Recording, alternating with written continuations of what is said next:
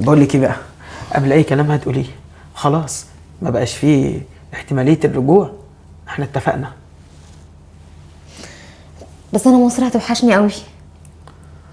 وانا كمان مصر هتوحشني، بس اللي احنا عملناه ده هو الصح. احنا ممكن نلاقي فرصه احلى، حاولنا هنا وما عرفناش. ماشي، بس ما كناش بعنا كل حاجه كده. طب ولو ما بقناش كنا هنجيب حق الفيزا منين ونجهز الفلوس دي كلها ازاي؟ على الاقل لو ما عرفناش نسافر نبقى عايشين في بلدنا ولينا بيتنا. ما احنا عشان نحاول اصلا نسافر او لا لازم نجمع المبلغ، والمبلغ مش هيتجمع غير لما احنا نبيع كل اللي ورانا واللي قدامنا. احنا كده بعنا وبعدين خلاص. انت بتتكلمي بعد ايه؟ احنا بعنا الشقه والذهب وكل حاجه، يعني الموضوع بقى منتهي. ادعي بس ان احنا ناخد الفيزا على خير عشان نركب الطياره بكره. يا رب يا رب ناخدها على خير. طب يلا بقى عشان ما نتاخرش، عشان عندي ميعاد مع الشخص اللي هو الوسيط بيننا وبين السفاره ده. يلا احنا كده. الورق ده ايه؟ لا احنا هنحتاج بس الباسبور اوراقك الفلوس. انا معايا، مش شايله كله. انا ما معايا تقلقش. أصلاً. طب يلا تعالي. يلا. ما بلاش يا احمد نسافر وخلينا هنا. ياسمين بصراحة كده خلاص قررت ونويت. ليه بقى؟ لأن هناك الناس سهلة تتقلب ويطلع من وراها بمصالح، ويا ريت بقى هتبقى مصالح عادية ولا مصالح بسيطة. لا، مصالح بقى هتبقى حلوة بالدولار والدنيا هتلعب وتمشي. فهمت؟ في ناس أغبياء كتير، فاحنا بقى نستغل ده، وعايزين ماشي. بقى نتحول في حتة تاني. مش هنفضل طول عمرنا كده يعني. ما قلتش حاجه طبعا، يعني انا مش ضد الطموح اللي انت فيه ده، بس ما نقدرش نحقق الحاجات دي هنا. ما انت شايفه اهو، شوفي بقى لنا كام سنه، واللي جاي على قد اللي رايح، واحتمال ما بيكفيش اللي رايح كمان.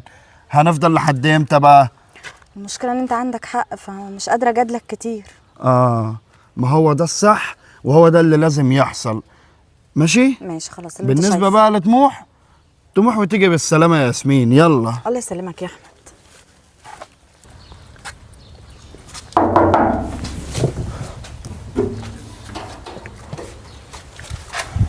مساء الخير. مساء النور. كان عندي ميعاد مع مستر ناجي. تمام، اتفضل، هو في انتظاركم جوه. بس حضرتك انتوا الاتنين هتسافروا ولا واحد بس؟ حضرتك المفروض المعلومات كلها عنده، هو احنا الاثنين عندنا موعد مثلا. طيب انت هتتفضل انت الاول وانت تستني في الريسبشن. كل مقابله بتكون شخصيه يعني. مفهوم. طيب ادخلي معايا. ماشي، شكرا. نعم.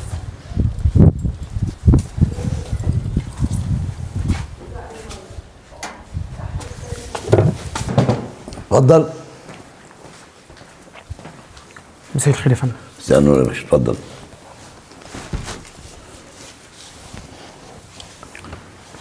كان عندي موعد حضرتك عشان تديني توصيه للسفاره. تمام. طيب انت سعادتك ليك قرايب هناك في البلد؟ الحقيقه لا. سافرتها قبل كده؟ الحقيقه خالص. عندك اي شبهه جنائيه؟ لا برضه يا فندم. طيب تمام، تقدر تعدي علينا بكره ان شاء الله، احدد لك ميعاد مع السفاره. طيب تمام. انا بس انت في عندك اي استفسارات اي حاجه؟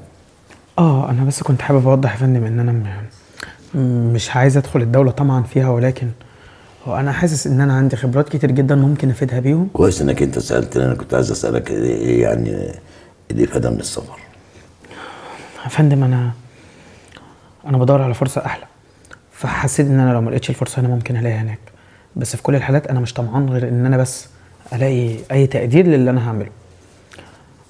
ونظرا لان هنا الكفاءات كتير جدا، فعندي اعتقاد ان انا هقدر انافس هناك، لان ما اعتقدش ان فيه نفس الخبرات المصريه.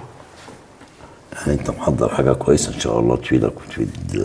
اكيد طبعا هفيد الدوله اللي انا هروحها، واكيد فيه زي كتير جدا هنا، وعشان هنا فيه مني كتير فبحاول. طب وما تحاولش هنا ليه وتحاول تفيد هنا انت اكتر؟ ما انا قلت لك يا فندم فيه مني كتير هنا هيفيدها. فممكن الاقي فرصه انا بره ان شاء الله باذن الله. عدى علينا بكره كده قبل الساعه 12 ان شاء الله يكون حددنا ميعاد مع السفاره. شكرا جدا. بالتوفيق يا ابني ان شاء الله. شكرا فندم. السلامه.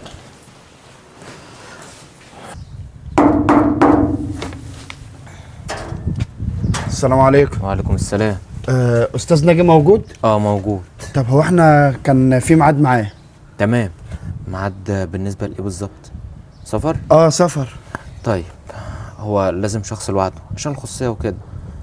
ازاي؟ ما هي مراتي. معلش لازم كل شخص يخش لوحده. كل انتوا شخص لوحده؟ انتوا الاتنين هتسافروا؟ اه. طيب حضرتك هتخش الاول في المكتب جوه، وانت هتستنيه في الريسبشن.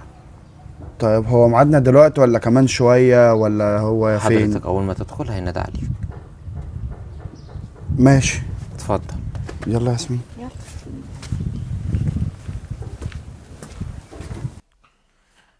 الله.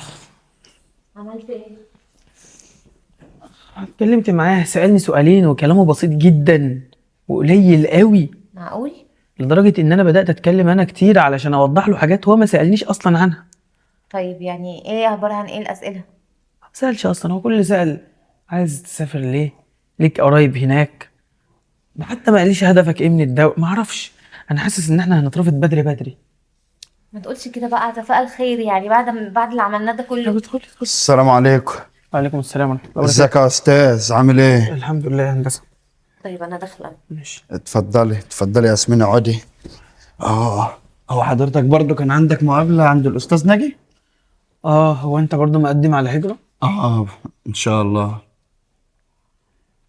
ان شاء الله ربنا ييسرها. بس حضرتك عايز تسافر ليه؟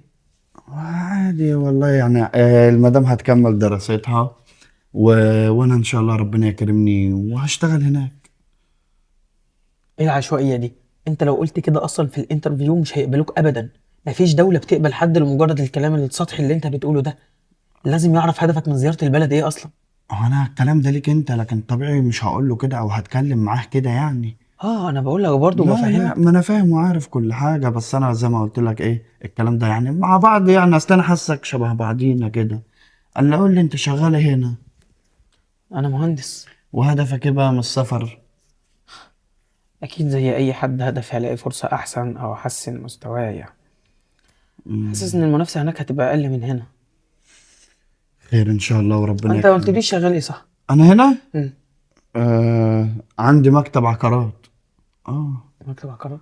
اه خريج ايه مؤهلك يعني؟ تجاره. تجارة ايه؟ تجاره عربي. تجاره ايه ازاي يعني؟ لا يا استاذ، انت لازم يبقى معاك كورسات عشان مستواك يبقى قوي. الناس دي مش هتقبلك بالسطحية اللي لا بقولك عليها ما دي. انا معايا. السلام عليكم. عليكم السلام ورحمه الله وبركاته. حضرتك معدي؟ لا مش ميعادك انت، ميعادك كمان نص ساعه. ميعاد الاستاذ احمد اسامه اللي موجود. خلاص حاضر. هو تقريبا لسه داخل الريسبشن. مالكيش في اي، احنا بنتصرف من السكرتاريه بتدخل. مفيش اي مناقشات. اتفضلي. ايه دورك السندوتش ولا ايه؟ ما اعرفش اما ايه السرعة دي؟ انت لسه داخلة. هو قال لي معادي مش دلوقتي، قال لي كمان نص ساعة. اصلا يعني انت ما دخلتيش؟ دخلت بس قال لي نص ساعة. يعني ما تسألتيش ولا اي حاجة؟ لا ما سألتش. مال مع مين يعني؟ ما احنا جايين مع بعض. بيقول استاذ احمد اسامة. حضرتك استاذ احمد اسامة؟ يبقى انا استني بقى هنا بعد اذنك يا استاذ، بالله عليكم ادعوا لي.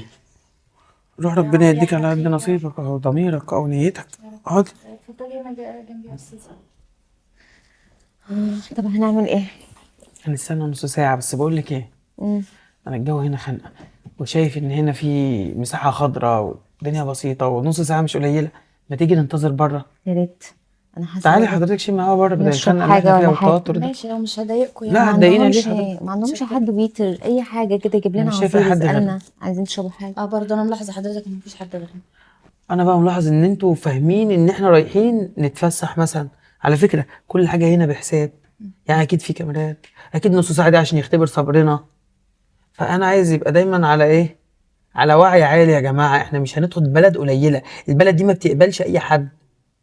تمام كلام حضرتك شكله مظبوط كده قوي، حاساه. ده شكله ايوه حاساك، يعني بتقول كلام منطقي جدا. بص يا فندم، احنا هنطلع نشم هوا وكل واحد يقعد في حاله. يلا يا ندى بعد اذنك. ليه؟ ما انا اقعد مع المدام. يا فندم تعالي استني جوزك بقى في اي هنقعد حتة. بره على البسين ولا حاجة. ماشي. السلام عليكم. عليكم السلام. ازي حضرتك؟ ازيك يا استاذ احمد؟ عامل ايه؟ الحمد لله. الله يخليك. ايه اخبارك؟ تمام. انا بخير. حضرتك صحة عامل ايه؟ تمام؟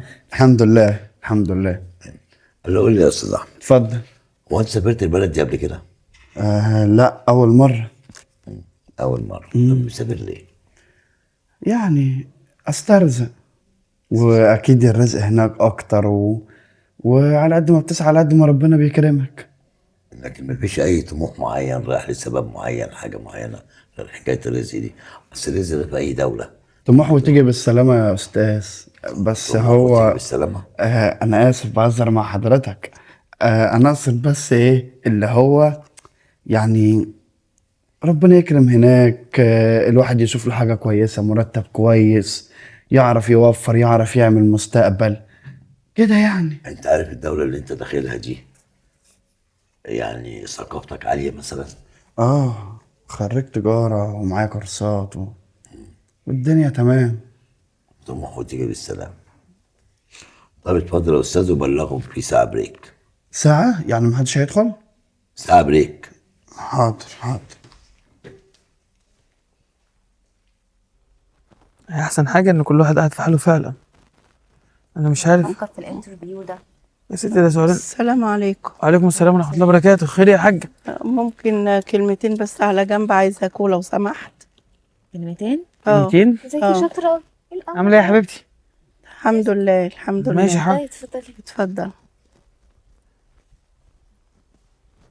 خير يا حاجه، في ايه؟ بقول لحضرتك أنا مش شحاتة، بس عشان تفهموني صح، الطفلة اللي قاعدة ورا ديت تبقى حفيدتي، وعايزة أعمل لها عملية، وغصب عني إن أنا بقول لكم حاجة زي كده.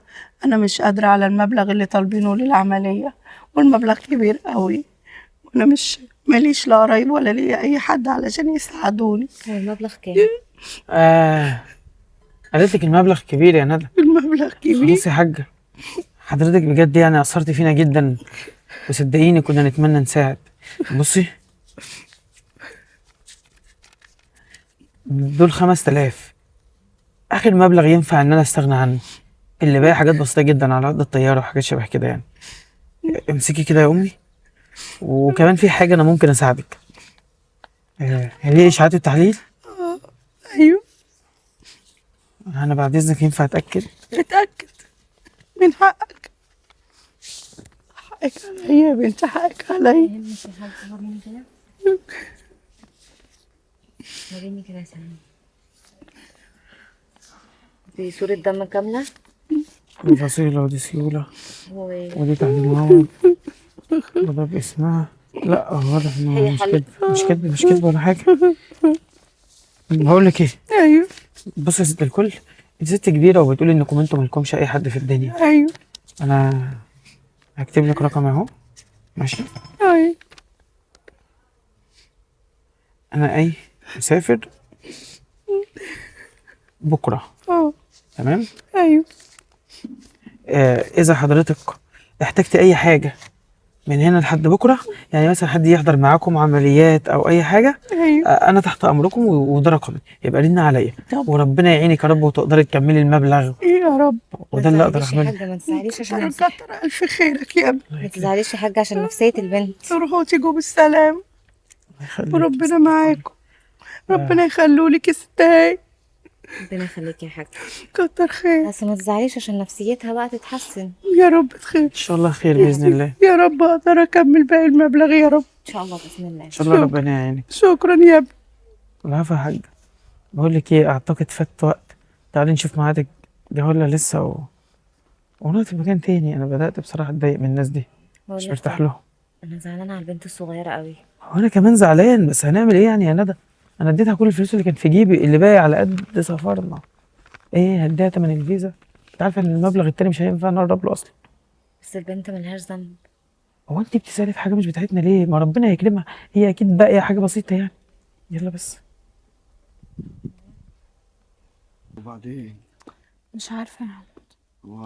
كان لازم الساعة دي. السلام عليكم يا ابني. على الفاضي. عليكم السلام يا حاج. معلش ممكن أقعد عشان رجلي وجعاني بس.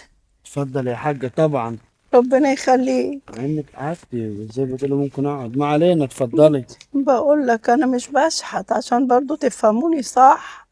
أنا البنت اللي أنت شايفها دي، تعالي هنا. دي حفيدتي، بنت بنتي. هنا. حفيدتك؟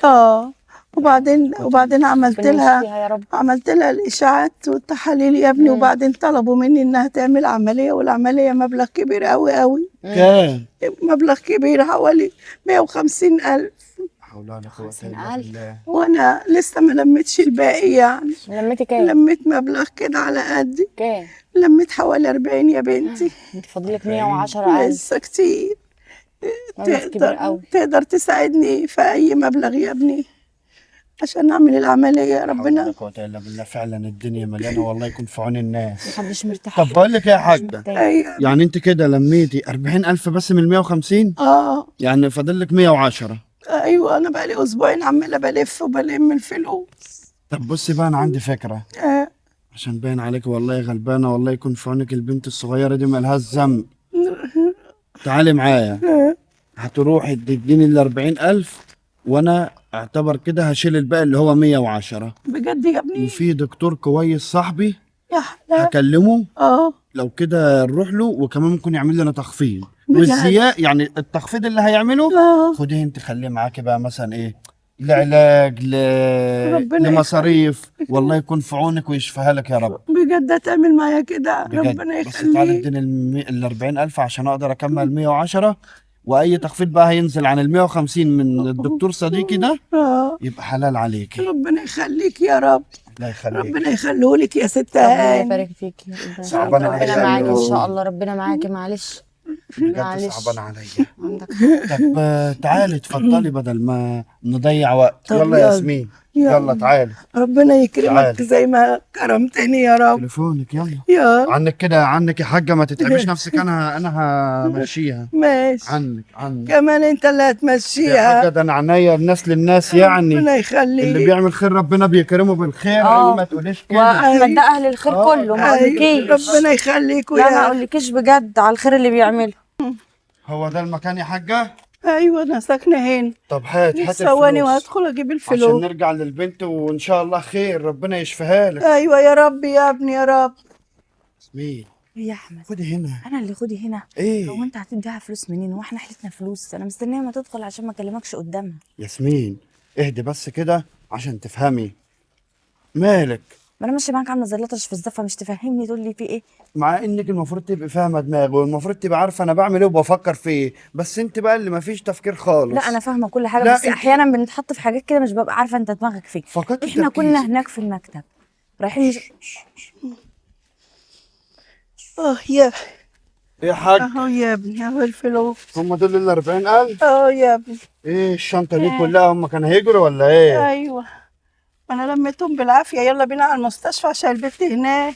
يلا بينا يا وليه خرفانه يا نصابه. ايه؟ هو انت فاكره ان انا هحط لك 110 بجد؟ امال ايه؟ دول حلال عليا. ايه انت ايه ده؟ انا ما معيش 40,000 تقول انت اديكي 110. الحقيقه. يلا يا ياسمين الحقيقة امشي امشي كده، سرحان. امشي يا ياسمين. انا ما اقدرش اتكلم والله انت عارفه لو طلع لك صوت انا همد ايدي عليكي واخليك. لا يا احمد مش هوصل لمد الايد. طب خلاص امشي. يلا. طب امشي. هنمشي اهو. امشي انت. بقول لك ايه، اياك اسمع لك صوت. البنت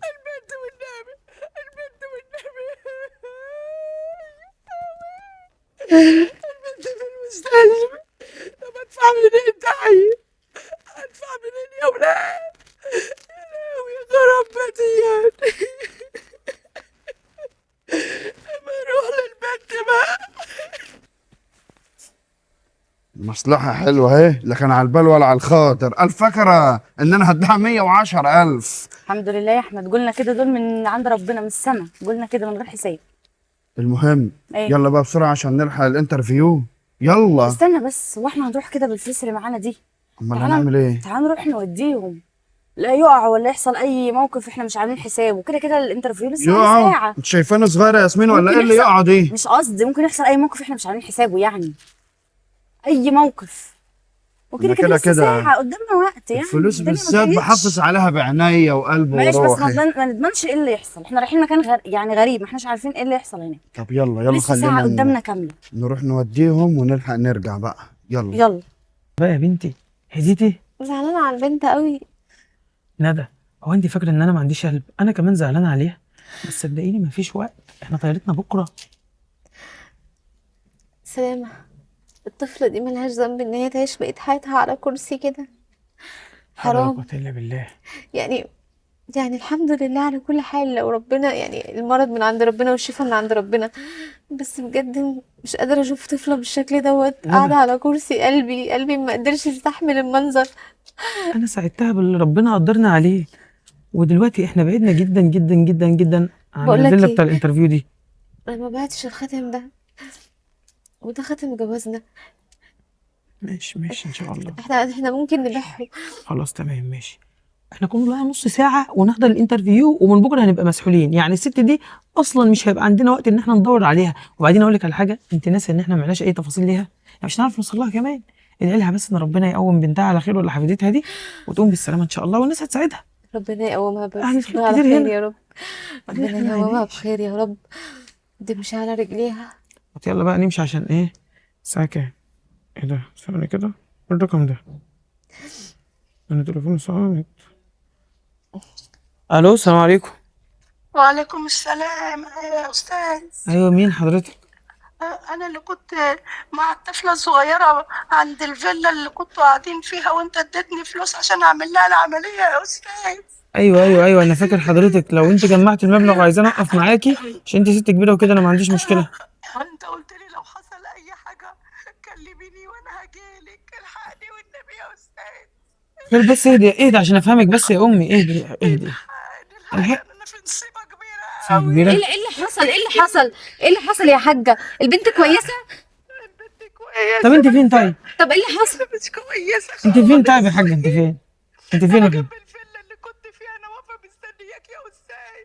احنا كده رايحين الفيلا عشان الانترفيو بتاع المدام عندي لسه اصلا ما خلصش، فاحنا جايين لك حالا يا امي. حاضر جايين. وأنا واقفة مستنياك. حاضر يا حاج.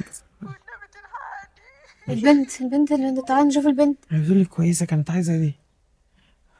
يمكن هناك مسكوها، اكيد بتاع الامن هيمنع ان في متسولين يدخل اصلا، واكيد ماسكينها هيكهربوها. تعالي بقى وربنا يستر ونشوف هنعرف نسلكها ازاي. ربنا يسترها يا رب. يا حاج استهدي بالله. يا اتفضل. شكرا. فين ست البنت فين؟ يعني البنت في البنت؟ المستشفى يا بيه. سبتها في هو انت المستشفى. ماسكها ليه حضرتك؟ هي عملت حاجه؟ مش ماسكها ولا ده حاجه. انا اللي قاعده جنبي. طب ايه اللي حصل؟ طمنيني. بالراحه بالله عليك، انا ما بفهمش حاجه من حد بيعيط ويولول ويصوت. ايه ده عشان نقدر نساعدك. هي جت خدت مني دقيقه دلوقتي، قالت لي هرن على حد كده بالتليفون. ما هي كلمتني واحنا كنا قريبين من هنا اصلا. فهميني بقى ايه اللي حصل. اقول لك اللي حاصل. انا بعد ما سبتك وخدت منك الفلوس اللي اديتها لي، ماشي. رحت للراجل والست اللي كانوا قاعدين جنبك في الجنينه. اللي هم وبعد- مقدمين على نفس أي. الهجره. وبعدين قلت له برضو نفس الكلام، ان انا بجمع فلوس العمليه، وقف جنبيا وكده. قال لي طب حاضر يا حاج، انا اقف جنبيكي. طب هو انت جمعتي كام؟ قلت له جمعت 40. قال لي طيب تعالي نروح البيت اديهم لي وانا اوديها المستشفى. رحت ماشي انا كتر خير. قلت كتر خيرك. طبعا. كتر خيرك قوي. انا كنت بحسبه راجل محترم وامين. وبعدين وديناها المستشفى يا ابني. وبعد كده رحنا على البيت عندي، اديته ال40. وبعدين راح مزعق لي ويقول لي انا اكمل لك ايه؟ انت بتحلمي ولا ايه؟ ويردح لي وراح واخد نصب عليك وخد الفلوس. فلوس وجري يا اخويا. طب وانت ازاي بتامن لاي حد وليه كده؟ تديله كل الفلوس اللي معاك على راي الاستاذ؟ انا طب ما البنت كويسة؟ اعرفش ان هو نصاب أهم يا حاجة ابني. البنت البنت. فين صح؟ في المستشفى يا ابني. اكيد مستنيه العمليه. اهو جاي، ده انا كنت لسه هسال. هو ده ثواني يا حاج. هو في ايه؟ خدت منها الفلوس؟ ايوه. خدت من مين؟ انا اول مره اشوفها. شريك عليه كده. انت خدت منها فلوس يا استاذ؟ يا عم انا اول مره اشوفها. انت يا اخي بتقول اتقي الله. ده شكله واحد ياخد فلوس دي شكله واحده معاها فلوس اصلا. اول مره اشوفها ازاي؟ هي بتقول كان قاعدين مع بعضهم في الجنينه. انا فعلا كنت في الجنينه وانا اشهد. انا ما شفتكش بتاخد فلوس بصراحه، بس انا سبتها في الجنينه وانت كنت في الجنينه. انت مش احنا كنا مع بعض في الانترفيو ده؟ خرجنا نجيب حاجه ناكلها ونشربها على ما الساعه تعدي الاستاذ نجا قال يا عليها. استاذ بس هي الست دي مش هتتبلى عليك، وفعلا معاها بنتها عايزه تعمل عمليه واكيد هي بتلم لها فلوس طبعا معاها. احنا مالنا بالقصه هم راحوا معايا مالكم ايه؟ البيت. ما انتوا اخدتوا فلوسها. كدابه راحوا معايا فين؟ البيت. انت بالله عليك ما انت رحت معاها فلوس وبعدين ليه ما تبرعتش أسمع بنتها؟ ولا حفيدتي بعدين حاسب على الفاظك يا استاذ يا ست كبيره. بقول لك ايه يا استاذ بعد اذنك، احنا جايين نعمل انترفيو، يا ريت بعد اذنكم ما تدخلناش في مشاكل وحوارات. تخصناش. وبعدين قانوننا احنا المغفلين، عايزين تروحي بلغي لو معاكي دليل او اثبات. مش فاهم انا. يعني انت ما يلا. خدتش منها فلوس طب زي لله بتاعت الحاسب. نرجعهم. يا عم بقول لك انا مالي. مش حاجه عشان انت كدابه، انت يلا كدابه. ياسمين فكك، الناس دي فاضيه وبشكلهم مش بتاع هرد عليك حوارات. عشان انت ست كبيره قد امي. يلا ياسمين ادخلي.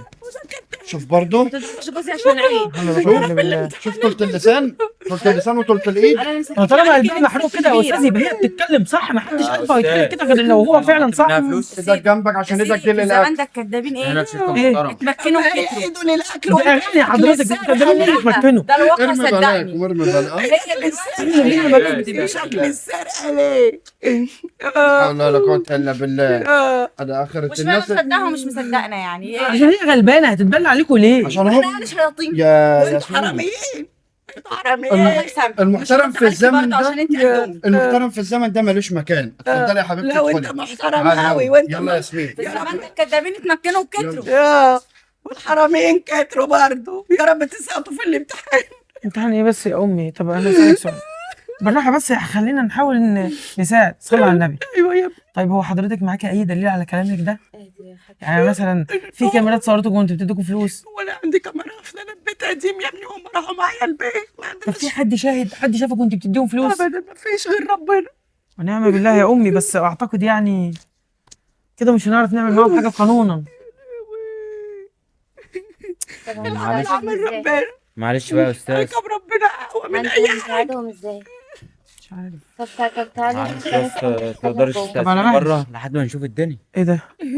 ماشي، فعلا اكيد يبقى هيتسبب جوه. له مشكله. طب تعالي معانا يا حاجه نوديك البيت ترتاحي ونفكر هنعمل ايه. عندكم في البيت.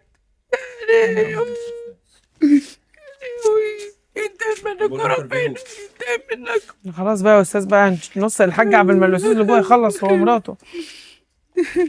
على مالك يا امي، اتفضلي. شفت بقى؟ شفت بقى؟ قول الحمد لله واشكرني. مراتك نبيهه كده، نبيهه مخها شغال 24 ساعه. كان عندك حق ان احنا لازم كنا نروح الفلوس الاول. تخيل بقى لو جينا بالفلوس، شوف منظرنا بقى. يا نهار يا نهار، ما كانش فايت لو كان فتشوك بس لو حط ايدهم في جيبك قولي الفلوس في المشكله دي. خلاص بقى وطي صوتك لحد يسمعنا. هم ايه ما شافهمش، هم بيسرقوا شافوهم، هم بيتقسموا. لا طبعا خلاص هسكت بس. طب وبعدين المكان بقى؟ فاضي ما فيهوش غيرنا يعني. الانترفيو اتأجل ساعة تاني. هنعمل هو ايه؟ الراجل ده عليه عفريت اسمه ساعه. معرفش، انا معرفش. وفي ايه بس؟ بقول لك ايه، خلينا قاعدين، احنا ورانا ايه؟ يمكن ربنا يكرم بمصلحة تاني زي اللي جت دي ونعملها. عندك حق برضه. ما هي أول ساعة جت ب40,000، الله أعلم الساعة التانية هتيجي بإيه؟ ممكن تجيب 80 كل ساعه يزيد ممكن. الضعف. الله أعلم، ممكن أكتر. ممكن اكتر. ماشي، ده احنا قاعدين ورانا ايه؟ بقول لك إيه؟ أنا جعان، مفيش أي حاجة هنا بوفيه ولا انا عايزه اشرب كانتين؟ شاي كده عشان افوق وصحصح. طبعا مش هينفع نخرج تاني عشان احنا قلنا لهم احنا كنا بنجيب حاجة ناكلها ونشربها. لو خرجنا دلوقتي أقول لك أما أنتوا في الأول كنت فين؟ واقف عليك. خلينا بقى قاعدين مستحملين بقى وأمرنا لله. يلا معلش كله يهون عشان ال 40,000 اللي هناك محدش يحس بيهم. يلا خير. اتفضلي يا حاج. بس خلاص يا طنط بالله عليكي ما تعيطيش. اقعد يا بنتي اقعدي. اهدي يا طنط. بقول لك ايه، بقول لك انا ايه، قدامنا نص ساعه وميعادك يبقى جه، وتقريبا الوقت بيجري واحنا مش واخدين بالنا. الست هنا ترتاح وتريح اعصابها، نروح نخلص الانترفيو عشان الطياره والسفر بكره، وبعدها يبقى نشوف ممكن نعمل ايه مع بنتها او نشوف حد يتبنى حالتها. ايه رايك؟ لا انا ليا رأي تاني بقى. ايه بقى ان شاء الله؟ فلوس التأشيرة. ليك الصبح عليه. هنعمل بيها العملية للبنت. انا حاسة اصلا السفرية دي شقة مش هيقبلونا كده كده. انا من قبل ما اروح اصلا الانترفيو ده وانا مش مستريحة. فاكر ساعة ما كنا قاعدين جوه في الأوضة؟ عشان خاطر يا سلامة تعالى نساعدنا. احنا لسه اصلا ما شفناش هيقبلوا ولا لا. ليه حكمتي؟ بالاضافه حتى لو فرضنا لو فرضنا ان احنا اترفضنا، اول حاجه هنعملها ان احنا هنرجع بالفلوس اللي معانا ذهبنا وشقتنا، انما فلوس العمليه عشان خاطر مش هنرجع بها حاجه. عشان خاطري تعالى نساعدك. تعالى نساعدها. الست شكلها غلبانه والبنت بنت صعبت عليا. انا بتمنى لو عندي بنت زيها عشان خاطري. يلا بقول لك ايه، الله يخرب بيت السفر على اللي يسافر. بقول لك ماشي، وربي هنا ربي هناك. بجد يا سلامه. بقول لك ايه يا حاجه بجد، وهنقعد بالايجار بقى طالما كده كده الراجل هيستلم الشقه بكره. بقول لك ايه يا حاجه، نعم يا ابني. قولي لي بنتك في مستشفى ايه؟ بنتي يا ابني. بنت بنتك معلش حفيدتك. احنا هندبر المبلغ. انت قلتي العمليه هتكلف كام؟ 150. حلو، احنا هيفيد معانا نجيب نرجع الشقه بتاعتنا. ترجع ايه؟ ترجع ايه؟ شقتي اللي هترجع ناقصه 150. طب يا حاجه نعمل لك بس العمليه وربنا يسهلها وبعدين يبقى نشوف احنا هنعمل ايه. بالظبط كده. شوفي بس انت المستشفى فين؟ هغير على طول هدومي من غير ما تغير. خلاص يا ندى. هنسحب الفلوس حاضر. يلا يا امي معانا، تعالي نسحب الفلوس ونروح المستشفى اللي انت بتقولي عليها دي. اروح استناكوا عند الفيلا يا ابني اللي احنا قابلتكوا فيها. طب ما تدينا تليفون. انت معكيش تليفون معيش صح؟ تليفونات. طب المستشفى. طب بقول لك إيه عشان ما نتوهش من بعض. خلاص تمام، عشان ما تتمرمطيش معانا ماشي، روحي استنينا على هناك واحنا جايين وراكي. روحي انت بقى. ايوه يلا يا حاج. احنا مش هنتاخر، ربع ساعه ونبقى عندك. ماشي. خلصوا اللي وراكم وتعالى. ورانا ايه؟ لانك على بالك يا حاج. عين عليك على يا مهلك. بنتي. خلاص بقى يا حاجه، ان شاء الله هتمشي باذن الله وهتبقى زي الفل صدقيني. يعني المبلغ ده تقدر تحضروه؟ حاضر ايه، خلاص هو جاهز اصلا. شاء الله انا اسحب بإذن بس الله. على طول. طب يا ابني ربنا يخليكم. خليك انت يا رب. طيبه قوي يا اختي، طيبه انت قطي. مش زي الحراميين التانيين. بسم الله يا حاج. سلميها لله يا حاج. انت ركزي دلوقتي بقى. هتعمل ايه؟ دلوقتي هعمل ايه؟ هتجيبي الفيزا بتاعتك ماشي وهدخل دلوقتي اقسم المبلغ ما بيننا عشان نقدر نسحب. انت عارفه ان الاي ام اخره 30. يلا. واشوف كمان صحابي 2 3. طيب يلا يلا ادخلها اجيب الفيزا. يا احمد انا حاسه ان احنا طول اليوم هنا. استاذ ناجي اقعد. في بس ان شاء الله حضرتك وافقت. بص يا سيدي، انت وهي عادة انا بنعمل اختبار بناء على ثقة السفارة فيا للناس اللي هتسافر، ونشوفهم على قد المسؤولية ولا لا. تمام، واحنا ان شاء احنا الله قد المسؤوليه قدها. جدا يا فندم. وهنعجبك. لا واضح انت شاب بسم الله ما شاء الله، مبطول عضلات تمام. بس بقى الاختبار ده ما كانش للسفارة، امال كان ليه؟ كان ليا انا شخصيا. ازاي؟ مش فاهم. فاكر الست الغلبانة ومعاها البنت العاجزة اللي انتوا خدتوا منهم 40,000 جنيه؟ الكلام ده احنا اول مره. انت شفت حد كده يا ياسمين؟ احنا يا فندم لو معانا 40,000 جنيه يعني ده احنا مسكينة. ربنا عالم بالحال، كنا بعنا اللي أيوة، حيلتنا ما واللي عشان ورانا عشان كده نسافر. قاعد معاكم بتكلم معاكم، انتوا وشكم في القبول. ربنا يخليك. ربنا احنا يبارك لك. الاختبار ده انا كنت عامله للست دي بقى. الست دي زوجتي انا، ايه؟ والطفله دي حفيدتي انا، واحنا قربنا نودع انا والست. خليك قاعد ما تقومش. كنا عاملين اختبار مش للسفاره ليا انا، ان احنا قربنا نودع ونفارق ما الحياه. تقولش كده يا حاج، ده انت في عز شباب. اسكتي. ونفارق الحياه، فكنت عايز اختار حد كويس يعيش مع البنت وامنوا عليهم. لكن انت طمعت في ال 40,000 جنيه انت والهانم وخدتهم ومشيتوا. الكاميرات جايبه كل حاجه، اوعى تتكلم. صلي على النبي، بس لسه ما خلصتش كلامي. عارف اللي كان يقعد مع زوجتي مع والحفيده دي ولا يساعدهم في البيت او يحرسهم او اي حاجه ايا كان يعملوا، كنت اكتب لهم ثروه 40 مليون جنيه. ايه؟ يعني الموضوع مش موضوع سفر؟ فيها ياسمين 40 مليون جنيه، يعني ده انك طول عمرك تشتغل وتسافر وتحفى وتطلع وتنزل مش هتحصل على ربعهم. لا انت طب ما ولا احنا فيها يا فندم. احنا فيها قوي. وأنا هرقص هو في صدقني حل حضرتك. طبعا، في حل طبعا. تتفضل تطلع انت والهانم بره في ثانيه. ثانيه. يا استاذ ناجي. هطلب الشرطه. اتفضل. طب سيبك منه، هو شكله معصب. يلا. تعالى يا احمد، تعالى هنا. وانت اللي شكلك عدل، امشي يا بنت وراه. يلا حضرتك شكلك وشك بشوش. يلا. فرصه.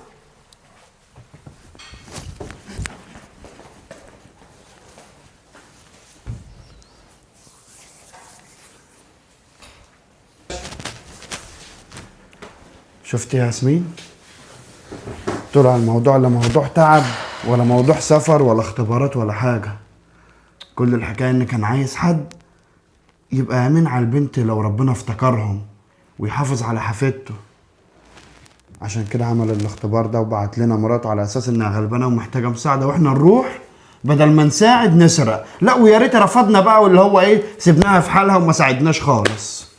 اسكت عشان انا بص متنكده ومتضايقه وفيا اللي مكفيني، مش عارفه اصلا احنا ازاي اتصرفنا كده. الندالة اللي احنا اتصرفنا بيها دي بجد، بصرف النظر عن انه كان طلع اختبار، احنا شفنا ست كبيره في موقف وحش. ليه ما حاولناش نساعد؟ ليه يا نساعد يا كنا نسيبها في حالها، يا كده يا كده، انما نضحك عليها وناخد فلوسها. عندك حق بجد احنا نستاهل عقاب اكتر من اللي احنا فيه. عقاب اللي احنا اتمنعنا من السفر ده ما يجيش حاجه، نستاهل عقاب اكبر من كده بكتير. ده كان بقول المفروض لك إيه؟ سجنونا. درس يا ياسمين، درس قاسي ونتعلم يا أحمد، منه. درس قاسي جدا ووجع لي ضميري. انا ضميري مأنبني جدا ان انا طلعت وحشه كده. هو على اساس ان كان جديد علينا في ايه يا ياسمين؟ ما ماشي تهدي برضه، بقى. ماشي برضه الموضوع ايه اللي جديد علينا يعني؟ خلاص انت خدت يعني على الوحاشه، خلاص ما لا، عندناش أصل ضمير انت- يصحى يعني. ما هو يمكن ربنا بقى جعل ده الموقف ده سبب ان احنا نفوق بقى ونرجع عن السكه دي ونقرب من ربنا وندعي ربنا ان يسامحنا ويغفر لنا على الذنوب اللي عملناها. يا رب يا احمد، يا رب يسمع منك يا رب، يا رب ربنا يسامحنا. يعني احنا لو كان ربنا كرمنا وساعدنا الست، بدل ال 40,000 اللي خدناهم بالحرام كنا هناخد 40 مليون بالحلال. هو البني ادم كده رزقه بيبقى جاي له بالحلال. أيوة. بس للاسف اوقات بيستعجل ويجيبه بالحرام، وهو ده اللي حصل معانا. بقول لك ايه، انا السكه دي مش ماشي فيها تاني، وشغلانه بالحلال لو هاخد فيها 1000 جنيه ابرك من 100,000 جنيه حرام. برافو عليك يا احمد، برافو خلاص عليك. بقى. ربنا يثبتك يا رب على انا كده. تعبت وضمير الواحد مأنبه قوي، وحاسس ان شايل حمل تقيل فوق كتافه، حمل هو مش قده للاخره. لما قابل ربنا بالحمل ده هقول له ايه؟ هقول له كان كل هم في الدنيا ان انا اعمل فلوس واعيش حياتي واصرف واتدلع وبس. عندك حق يا احمد، عندك حق. هنقول لربنا الكلام ده ازاي؟ يا رب. هيقول يا ما رب عندكوش سامحني. حجه عشان انا كنت رزقكم بالحلال وما دورتوش على رزقكم بالحلال، ملناش حجه قدامه. خلاص يا ياسمين بجد بقول لك ايه، الحمد لله، وربنا يثبتك يا رب ويثبتني على كده وما أنا يغيرش هقوم. قلوبنا تاني. انا هقوم اتوضى وهصلي ركعتين. طب ما تاخدني معاك نصلي سوا؟ يلا يا ياسمين. يلا يا حبيبي. ايوه. السلام عليكم. وعليكم السلام. لو سمحت، هو احنا مش جايين، ما فيش مقابله وما فيش حاجه، احنا بس الست الكبيرة اللي كانت هنا مستنياكم جوه. جوه. مستنياكم جوه. بتعمل ايه جوه حضرتك؟ هي مش ادخلوا انتوا تفهموا كل حاجه. مش قلت ان ممنوع وست غلبانه؟ بس والله كتر خيرك لو دخلتها فعلا. هتفهم كل حاجه جوه. طب يلا احنا كده كده مجهزين فلوس عشان نلحق العمليه بتاع بنتها. الله أسرة بيستاهلوا كل خير. يلا يا بنتي نلحقها، هي راحت فين دي؟ اتفضلوا اتفضل. اهلا وسهلا. هو حضرتك مش اللي هي ازاي يعني؟ هفهمك جوه. اتفضل. حضرتك كنت بتلم فلوس عشان تجيب لبس ولا ايه؟ لا لا لا لا، هو الطفل اللي في المستشفى، هو مفيش وقت، احنا معانا ال 150,000. هي قاعده جوه اهي. اتفضل هفهمك كل حاجه. ايه ده؟ الطفلة موجودة. تعال تعال هو بيتهم؟ هتطلع تمشي في الاخر. تعال. لا اكيد لا. اتفضل اتفضل استاذ ناجي. اتفضل يا باشا، اتفضل. اتفضل. اتفضل. اتفضل. يا عمر كويس، بتعمل ايه دلوقتي؟ تمام. عامله ايه يا حبيبتي؟ كويس مش عايزك تقلقي، هتعملي العمليه وتخف ان شاء الله. ان شاء الله. اتفضل اتفضل يا باشا. اتفضل. اتفضل يا بنت. تعالي يا حبيبتي، اقعدي اقعدي اقعدي. احنا جبنا فلوس ومعانا فلوس وكل حاجة. سيبك سيبك بس من الفلوس دلوقتي. انا اولا بشكركم على اللي انتوا عملتوه معايا. على ايه؟ احنا لسه ما عملناش حاجة. لا الفلوس لسه انتوا معانا. لا بالعكس انتوا عملتوا كتير. ممكن افهم في ايه بصراحه؟ هقول لك انا انا مش فاهم حاجه. هقول لك انا. احنا ناس كبار في السن زي ما انت شايف كده، الله يديكم الصحه. وعندنا مرض خطير جدا، وايامنا في الدنيا معدوده.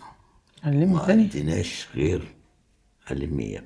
مش هنلم فلوس ولا حاجه، لا انا اسف ان قطعتك، اتفضل. لا لا لا. وايامنا في الدنيا معدوده، مالناش في الدنيا دي كلها غير حفيدتنا الجميله دي. ربنا يخليها لكم يا رب. وواضح ان العمليه مفيش امل في شفاها يعني. هي اصلا الدكاتره قالوا ملهاش عمليه، فكان لازم اشوف لها حد يراعيها ويربيها وياخد باله منها ويعتبر يعني يتبناها تكون بنتكم. فانتوا طلعتوا احسن ناس انا قابلتهم، لان انا عملت اختبار لناس كتير قوي. من فتره بنعمل الاختبار ده، وانا على فكره يعني فاللي انا عملته معاكم ده كان اختبار، لاني اكتر الناس مش امنا ومش كويسين، وانا شفت بعيني اهو اللي سرقني، فازاي هامن له على حافظتي وهو اصلا يعني واحد مش كويس؟ وكده وكده احنا مش هنقدر نوديها دار ايتام ولا نبيعها في الشارع، لا لا. ولا نديها في اي حته. لا. احنا بذلنا كل جهدنا عشان نلاقي صفوه من الناس المحترمه الجميله اللي عندها ضمير وعندها اخلاق ومتربيه وشبعانه، واخد بالك؟ فما لقيناش احسن منكم وهو بصراحة. دار الايتام مش هيخلوا بالهم زي ما هم إطلاقاً. هيخلوا بالهم. اطلاقا اطلاقا. وبعدين سؤال، اتفضلي. هي فعلا محتاجة عملية؟ لا لا لا، وانا كنت عملت لها العمليه، الفلوس عندي كتير الحمد لله، ربنا كرمنا وكنت عملت لها العمليه. لو حضراتكم مفيش امل يعني في علاجكم؟ قلت انه مرض خطير ولا احنا ولا في امل. هو ابتلاء من عند ربنا، الحمد لله. واحنا عندنا ثروه كبيره قوي قوي قوي قوي. الحمد لله. كل الحاجه دي هتبقى بتاعت ملككم، الأستاذة وملككم انتوا كمان. يعني الفيلا وفوقيهم بفلوسي بكله. 50 مليون جنيه 50 مليون؟ بتوعكم حلال عليكم. بس في، هو مش شرط، هو اللي عنده ضمير مش محتاج حد يقول له او يوصيه. بس هم عندهم ضمير. انا بقول ده، انا شفت ده وجربته، ناس امنا وعندهم ضمير ومنعوا نفسهم من السفر علشان يدوني الفلوس اعمل عمليه. كل حاجه حلوه هم عملوها. انا ما شفتش زيهم بصراحه يعني. بنتمنى من ربنا ان انتوا تطيعوا ربنا فيها وتتقوا الله، بس مش اكتر من كده. احنا من غير ما تقول. يا حاج من غير ما تقول، القمر دي هتبقى نعمة من عند ربنا، هناخد بالنا منها بجد وهنحافظ عليها. انا متأكدة ان انا هعتبرها زي بنتي بالظبط، مش انا قلت لك ان انا نفسي في طفلة زيها؟ انت ما عندكيش اولاد يا بنتي؟ بس لا. ربنا ما رزقنيش. اهو رزقك اهو. بأحلى هدية. وصدقيني احنا زعلانين جدا على اللي بنسمعه منكم، بس بنوعدكم انها مش هتحس بأي وحدة أو غربة، هنكون أهلها، هنكون أبوها وأمها. الحمد لله. انا مبسوطة قوي ان احنا يكون عندنا طفل زي كده. اسمك ايه بقى؟ هيا.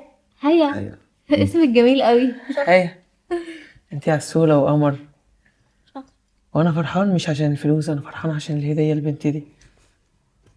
بنوعدكم يا حاج انها هتكون في عينينا، هنحافظ عليها بجد، من غير هنتقي اي ربنا فلوس فيها. ومن غير اي مكافأة. في حاجه تانية بس، طول ما احنا عايشين يعني هنقلنا قاعدين معاكم، طول ما انتوا عايشين ده انتوا على تنورونا. راسنا. مش هنكتر يعني، هم الدكاتره قالوا لنا كده، بس احنا متمسكين بيها لاخر لحظه، وما حالتناش احنا حاجه دلوقتي، كل حاجه بتاعتنا.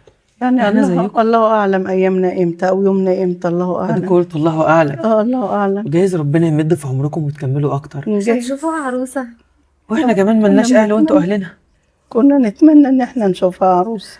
وبعدين كده وكده فربنا سبحانه وتعالى كبير قوي وقادر يشفينا ويشفيها، ونبقى كلنا كويسين ان وسعداء. شاء الله ان شاء الله باذن الله. وانتوا معانا برضه، باذن لان مش الله. هنلاقي حد احسن منكم. انتوا اللي معانا، ومتشكرين جدا ان انتوا قبلتوا ان احنا نكون في حياتكم. حبيبي يا باشا.